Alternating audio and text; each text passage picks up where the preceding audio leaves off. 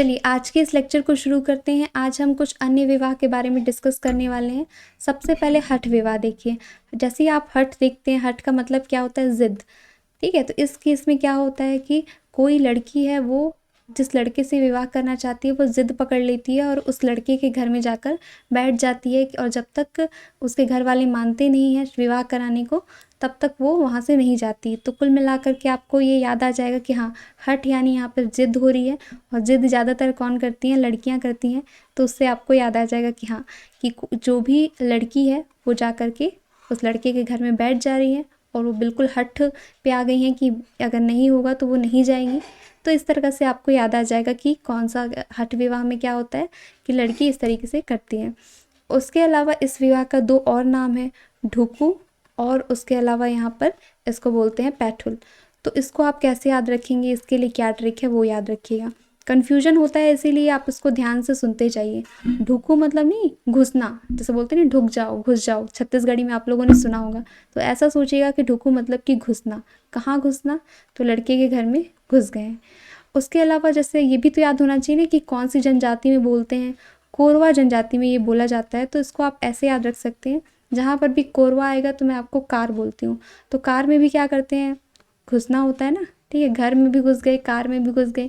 खैर कार का यहाँ लेना देना नहीं है, हम यहाँ जनजातियों की बात कर रहे हैं। लेकिन जैसे ही ढुकू आएगा ना, और आप फिर कंफ्यूज हो जाएंगे कौन सी जनजाति का है ये नृत्य, ये मैरिज, तो आपको याद आ जाएगा ढुकू मतलब घुसना। और कहाँ घुस सकते हैं? कार में घुस सकते हैं। आपको ऐसे याद रखना है। पैठुल आप देखेंगे तो पैठुल बैगा जनजाति में बोला जाता है। तो पैठुल से आप सोचिएगा बैठना। ठीक है, तो बैठना की बात हम कर रहे हैं। तो ये कौन सा विवाह है? ये हठ विवाह है। हठ बैठ, ऐसे करके ठ अक्षर को आप देख करके इसको याद कर लीजिएगा। अब यहाँ पर नेक्स्ट देखते हैं। यहाँ पर अगर आप नेक्स्ट देखेंगे, तीर विवाह। तीर विवाह बिंजवार जनजाति में प्रचलित है। इसमें जो लड़की होती है उसका विवाह किससे कर देते हैं? तीर के साथ कर देते हैं। थोड़ी नाइंसाफ़ी है, लेकिन फिर भी इसमें ऐसा होता है कि तीर के साथ कर देते हैं। तो इसमें आप ऐसे याद रखिएगा, वॉर। ठीक है, जब किसी के ऊपर आपको वार करना है, तब आपको तीर की ज़रूरत पड़ेगी। ठीक है, तीर से क्या करते हैं? दूसरे पर वार करते हैं। तो इस प्रकार से आपको याद आ जाएगा कि हाँ, बिंजवार, और बिंजवार जनजाति वालों के लिए तीर बहुत इंपॉर्टेंट होता है। तो ऐसे करके आपको ये याद आ जाएगा कि ये बिंजवार जनजाति में होता है। उसके अलावा आप देखिए औरतों विवाह जो है ये पुनर्विवाह है। जैसे विधवा विवाह होता है ना, तो जब कोई स्त्री है, वे विधवा है, उसका वापस से पुनर्विवाह किया जाता है, तब उस केस में इसको क्या कहते हैं? औरतों। तो इसको आप ऐसे याद रखेंगे, इसको आप ऐसे याद रख सकते हैं कि जैसे अगर ये बहुत बड़ी बात हो जाती है सोसाइटी में, अगर आप देखेंगे कहीं पुनर्विवाह हो रहा है तो उसको बहुत अजीब नज़रों से देखा जाता है। तो ऐसे बातें नहीं बनाते हैं कि अरे वो तो ऐसे कर रहे हैं, अरे वो तो ऐसे कर रहे हैं। तो औरतों से सोचिएगा, अरे वो तो, ठीक है, अरे वो तो ऐसे कर रहे हैं। तो आपको ये याद आ जाएगा कि ये पुनर्विवाह की बात कर रहे हैं। उसके अलावा यहाँ पर देखिए पैडुल विवाह।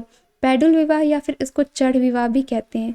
इसमें क्या है? ये सामान्य विवाह है। सामान्यतः क्या होता है कि लड़का लड़की के घर बारात लेकर के जाता है, सामान्यतः यही होता है ना। तो इसको आप ऐसे याद रखिएगा कि पैडुल।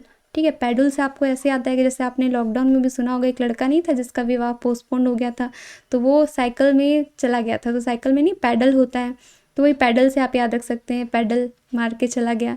उसके अलावा चढ़, तो नहीं, किसी की शादी होती है तो बोलते हैं घोड़ी चढ़ेगा, ऐसे चढ़ जैसे ही आएगा तो आप समझ जाना कि हाँ, ये तो कुछ नॉर्मल विवाह की बात कर रहे हैं। जैसे ही आप ये चढ़ शब्द देखेंगे तो आपके दिमाग में आ जाना चाहिए सामान्य विवाह, लड़का लड़की के घर बारात लेकर के जा रहा है।